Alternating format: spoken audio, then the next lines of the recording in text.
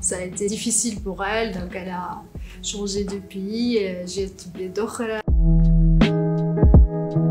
Mes études, ça a été à Tunis. C'était des études scientifiques, bac technique, fac génie électrique. Et j'ai fait une spécialisation dans le traitement d'image. Et ma thèse, ça a été sur la reconstruction 3D. Oui, ça a été lors de maîtrise, donc le traitement d'image, ça a été une des meilleures matières que Rita.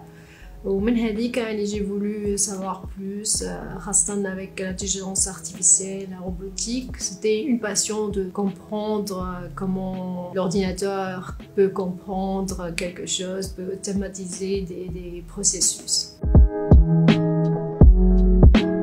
Pour Historia, c'était marier ma passion et aussi vers de l'histoire et la mythologie avec ce que je sais faire technologiquement sur la 3D et l'IA.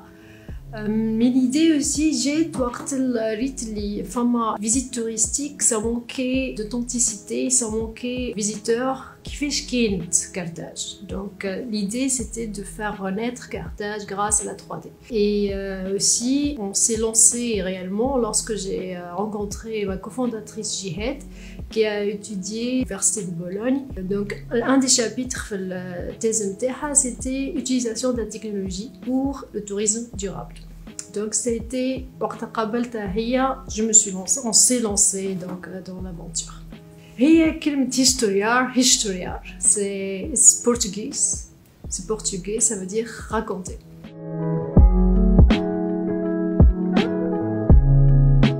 On a une vision d'être le produit qui pourra futur place, elle peut reconstruire ça, reconstruire et montrer comment ça a été fait le passé.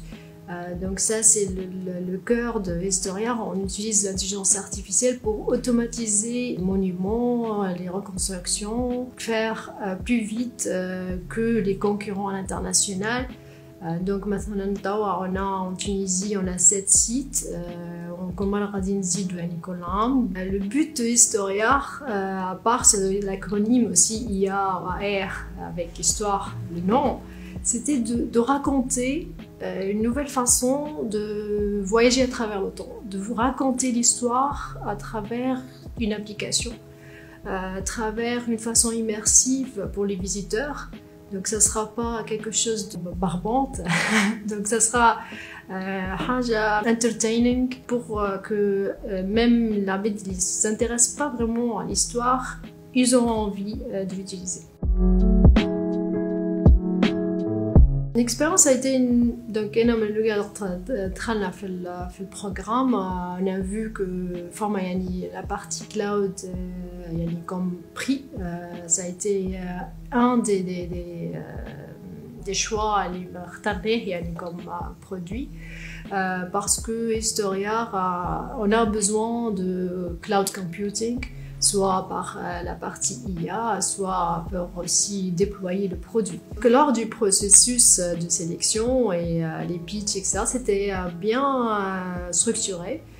Aussi, c'était bien clair ce qu'on devait à chaque phase dire, ou même les slides, ce que veulent entendre les jurys.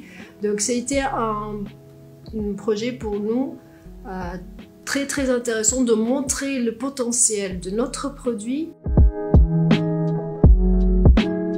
Maintenant, on est en train d'utiliser déjà.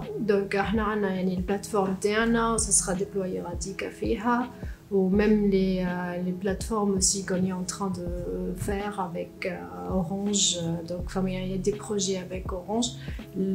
Tout ce qui est la partie hardware et la partie cloud, c'est via Huawei Cloud.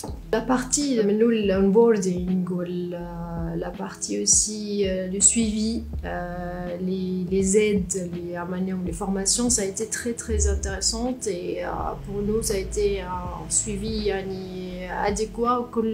Peut-être que le startup a sa propre aussi façon d'être le produit pour déployer. Donc on a eu beaucoup de support sur ça. Et ça a été une bonne expérience pour Historia, pour l'équipe d'Historia. Absolument. C'est aussi un cloud, il est différent aussi des autres concurrents. C'est à explorer, c'est à utiliser.